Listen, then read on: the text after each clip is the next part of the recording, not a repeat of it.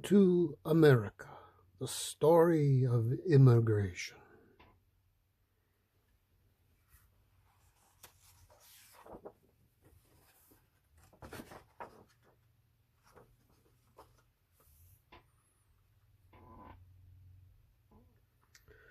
America is a nation of immigrants. Immigrants are people who come to a new land to make their home. All Americans are related to immigrants or are immigrants themselves.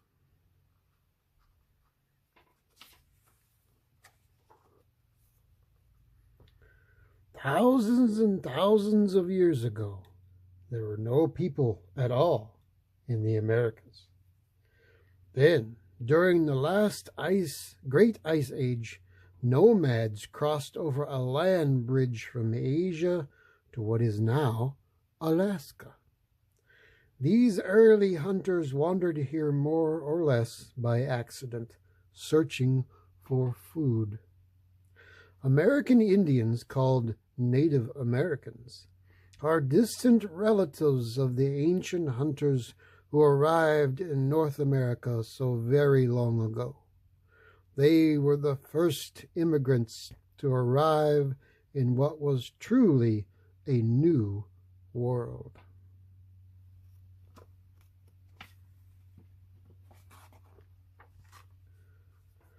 As many more thousands of years passed, the descendants of the first hunters moved around North and South America. They settled in small villages and later built big cities. By the time Christopher Columbus discovered America in 1492, millions of people lived in the great civilizations of the Americas.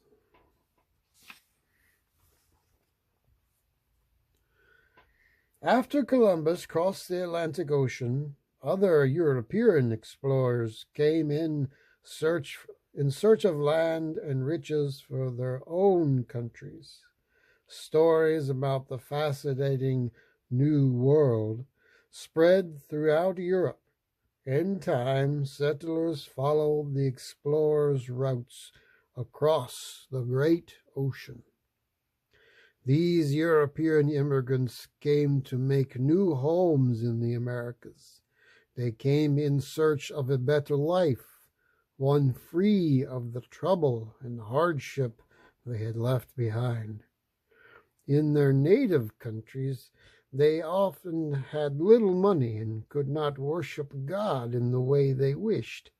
The immigrants hoped for freedom and good fortune in their new lives.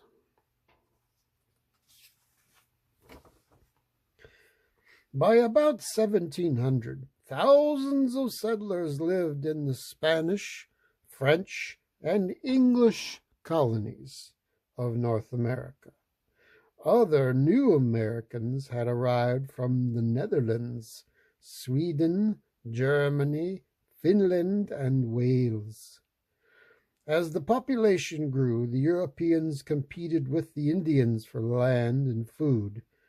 The Indians were pushed off their land and were often treated badly or killed. Not all immigrants came to America because they wanted to. Beginning in 1619, millions of Africans were brought to the Americas against their will and were forced into slavery. Instead of finding freedom, these Africans lost theirs, and most never returned to their homelands so very far away.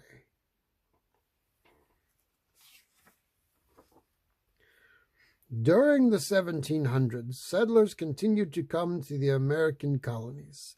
Scotch, Irish, and Swiss settlers came too, in search of a better life, wanting to have land of their own and enough food to fill their hungry stomachs. Their hopes for the future gave the immigrants courage to face the long and difficult sea voyage. Early sailing ships took months to cross the Atlantic Ocean. The living space was very cramped, and often there wasn't enough food or water. Stormy seas made shipboard life even more miserable.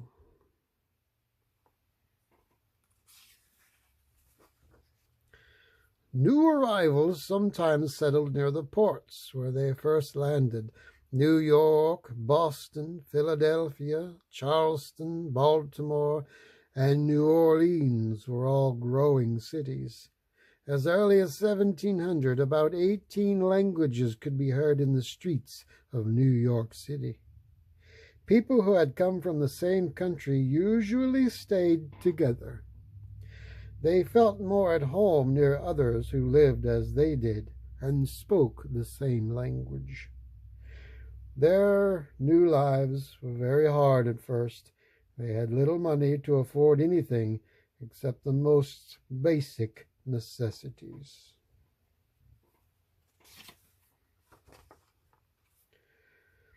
Toward the middle of the 1800s, other adventurous newcomers became part of the westward movement. After arriving in the United States, they traveled on by boat, train, and wagon. They headed for new frontiers in the Midwest and the Great Lakes region. Free land was offered to those who would agree to stay and farm. Norwegians joined other hardy settlers and founded farming communities in places like Minnesota and Wisconsin.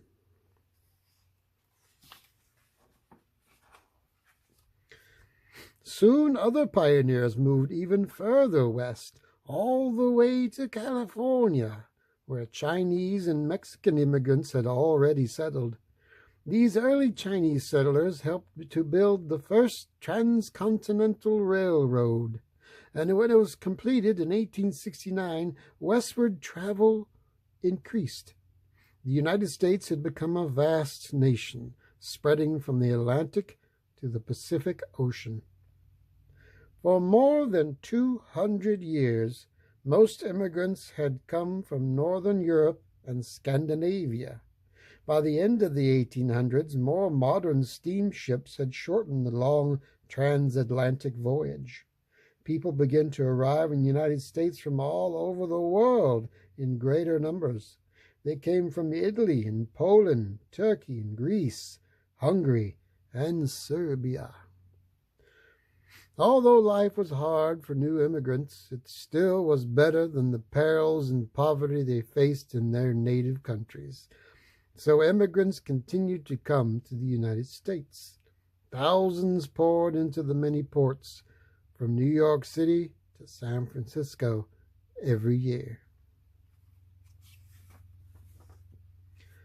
Before 1820, no one had recorded the exact number of immigrants who had arrived in the United States, but the numbers of immigrants were growing so rapidly that some states passed their own immigration laws to keep track of the newcomers. In 1875, the United States government began to regulate immigration. It wanted to know more about the people who are arriving daily on American shores. A number of years later, the government began to limit immigration by saying that people from some countries could not come to the United States at all.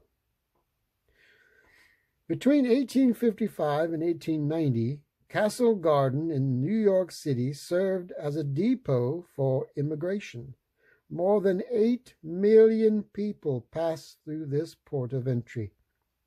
A few years later, on January 1st, 1892, the United States government opened an immigration center on Ellis Island near New York City.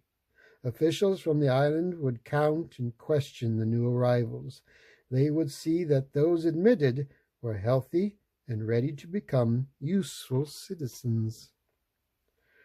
On the day that Ellis Island opened, the first person to step ashore was Annie Moore. She was a 15-year-old girl from Ireland.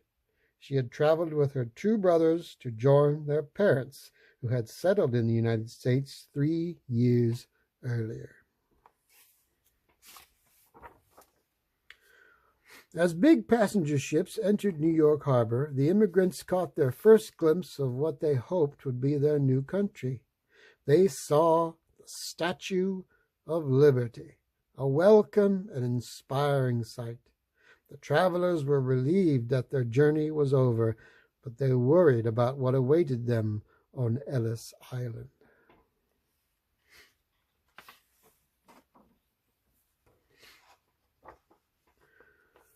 First, the immigrants were given a quick examination by doctors. Those with health problems were marked with colored chalk. The doctors would examine these persons more closely. Some people were kept on the island for observation. After 1911, Ellis Island had its own hospital to treat the sick. Sometimes immigrants had permanent health problems that would make it hard for them to work. This often meant that they would be sent back to their native country. But most of the new arrivals passed inspection and moved on to the next step.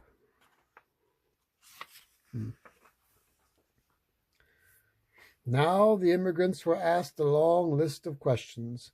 Inspectors asked their names, where they were from, and how much money they had. Since most of the immigrants did not speak English, they needed help in understanding and answering the questions. Translators did what they could to help the inspectors and newcomers understand one another. Even when it was difficult, most managed somehow to answer all the questions. Mothers often spoke for children who might be too little or too scared to speak. The immigrants had to show that they would work hard and stay out of trouble. Usually the ordeal was over within the day. When they received their entry cards at last, the immigrants could officially enter their new country.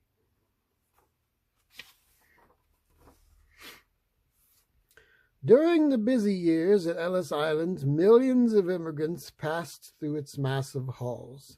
World War I slowed the huge flow of people into the United States. In 1921, the United States government passed more laws limiting the number of people who could enter the country. These laws were unfair and were later changed. Other laws were passed requiring new immigrants to have medical examinations before boarding ships in foreign ports. As a result, Ellis Island was no longer very busy, and finally, in 1954, it was closed. In 1990, Ellis Island was reopened as a museum. Today, most immigrants no longer arrive by ship.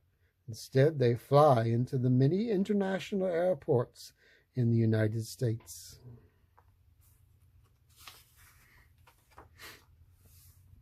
All newcomers to America have a hard time at first.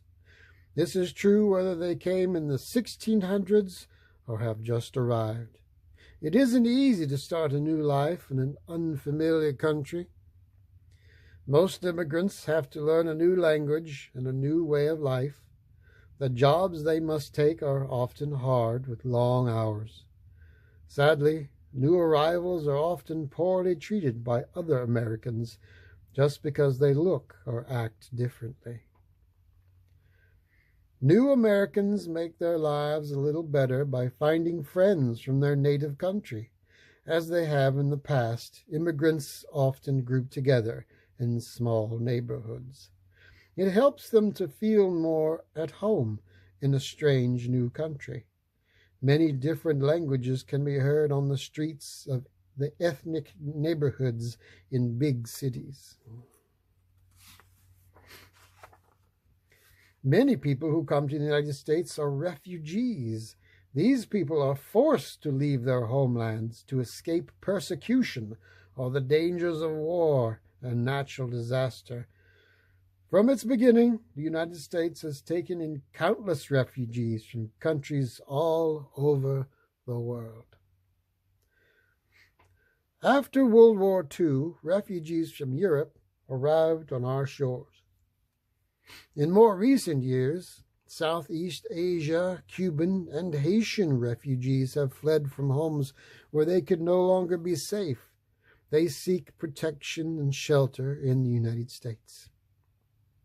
Today's new immigrants have come to the United States from Russia, Asia, Mexico, South and Central America, the Middle East, the West Indies, and Africa. They are still coming for the same reason people have always come, to make a better life for themselves and for their children.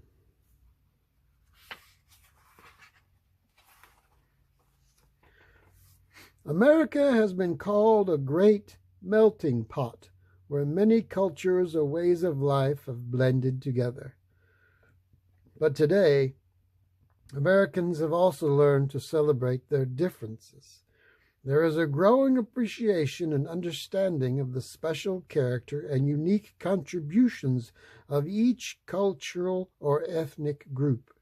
Everyone from the first Americans thousands of years ago to those who came only yesterday has left a lasting mark on this great land. Immigrants settled and farmed this land before it was a country. Others created a new nation and founded its government. Immigrants built the cities, roads, and railways of America. They have toiled in its fields, its factories, and its mills. Immigrants, too, have made the music of this land, written its books, and recorded its beauty in paintings. The spirit of American strength and independence is the spirit of its people, the spirit of its immigrants and their children.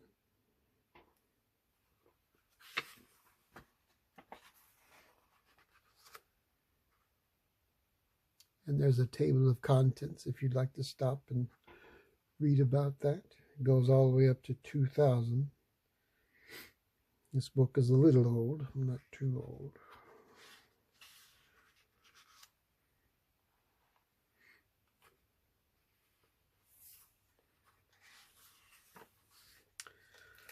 Well, I hope you enjoyed that book, Coming to America, the story of immigration. Some things are admittedly different in today's world, but hopefully someday we can get back to what it once was and make it nice. Maybe someday people will have a reason to come back to America. I hope so. Thank you for coming, and I'll see you next time on Storytime with Og.